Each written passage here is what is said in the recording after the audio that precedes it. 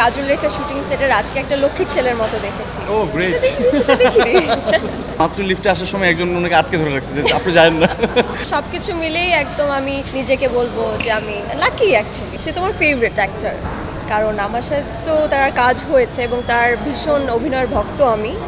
সেই টাইপের ভার্সেটাইল একটা মানে কাজ করে নানান রকমের, তো খুবই ভালো লাগে। আর তার সাথে কাজ করে ভীষণ ভালো লেগেছে, অনেক হেল্পফুল, কারণ আমি তো একদমই নিউ ছিলাম। তার তো অনেকগুলো মানে অনেক আগে সে আমার সিনিয়র, তো ওই হিসেবে আমি যাদেরকে পেয়েছি যে যার জায়গা থেকে সবাই ভালো, এবং ও একদম 100 দেবো আমি ওকে। ওকে যদি আসলে আমার সিনেমার এই জার্নিতে মূল্যায়ন করতে বলা হয় যে লাইক আমি সিনেমাটা করার আগে আসলে ওকে দেখেছি আসলে ও আসলে সিনেমা করার জন্য আসলে কী পরিমাণের আসলে স্ট্রাগল করছে ও নিজে।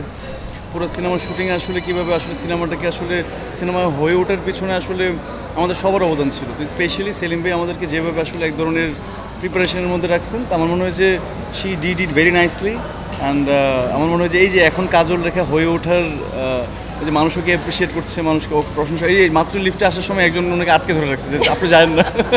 সো এই জিনিসটাই আসলে অনেক বেশি অ্যাট্রাকটিভ। আমার মনে হয় যে এর জন্যই আমরা কাজ করি। আমার মনে হয় যে এরকম আসলে যারা বাংলা সিনেমা নিয়ে মাতামাতি করবে, বাংলা সিনেমা দেখার জন্য পাগল প্রায় থাকবে, আমার মনে হয় যে ওদের জন্য সিনেমাটা করা। আমার মনে হয় ওই জায়গা থেকে ও লাকি আরেকটা জায়গা থেকে প্রথম সিনেমা ঈদে রিলিজ পাওয়া, এবং সেটা হচ্ছে সেলিম ভাইয়ের সিনেমা। আমার মনে হয় যে ও এমনিতেই লাকি। পুরাটা নিয়ে নিজেকে লাকি মনে করি। সেলিম ভাই সিনেমা নাম ভূমিকা কাজ করেছি, কাজল রেখা সেলিম ভাইয়ের ড্রিম প্রজেক্ট। এইবার সেলিম ভাইয়ের ফার্স্ট ঈদে রিলিজ হয়েছে, আগে কখনো রিলিজ হয়নি ঈদে কোনো সিনেমা সেলিম ভাইয়ের।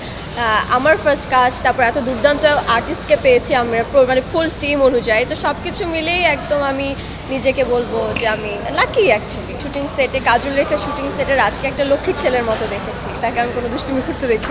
ও গ্রেট।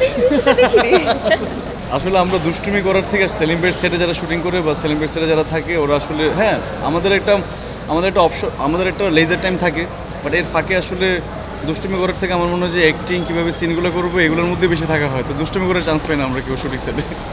আমার তো এখন ভালো লাগছে। আমার মনে হয় যে এটা একটা বিগেস্ট ফেস্টিভ্যাল যারা হচ্ছে বাংলা সিনেমার প্রেমীদের জন্য। আমি এর আগেও দেখেছি বাংলা সিনেমা দেখার জন্য মানুষ আসলে যেভাবে হলে আসছে, এটা আমরা লাকি যে আমাদের এই জেনারেশনে এসে এরকম একটা অডিয়েন্স পেয়েছে যারা হচ্ছে পাগলের মতো বাংলা সিনেমা দেখেন। আমি একটু আগে দেয়ালের দেশের প্রমোশন থেকে আসছি, ওমরের প্রমোশন থেকে আসছি, দেন আমি কাজল রেখে আসছি। তো আমার কাছে খুব ফেস্টিভ্যাল মনে হচ্ছে যে এবারের ঈদটা আমার জন্য অনেক গ্রেট।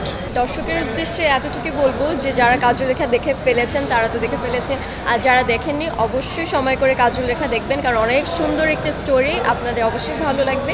এবং তার পাশাপাশি আরও অনেক সিনেমা রিলিজ পেয়েছে, আমি তো প্রত্যেকটি সিনেমা দেখবো, আপনারাও দেখবেন অবশ্যই। এবার ঈদে যাদের সিনেমা আসছে সবগুলো সিনেমার জন্য শুভকামনা।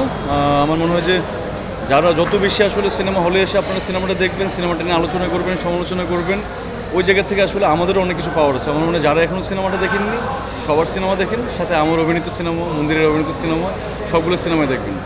আপাতত সিনেমা হলে চলছে এটা নিয়ে ভাবছি, এটা নিয়ে আমি আসলে বিশদ করে বলতে চাই না। আপাতত সিনেমাগুলো চলছে, দ্বিতীয় দিন চললো। আমার মনে হয় যে লম্বা একটা টাইম পড়ে আছে।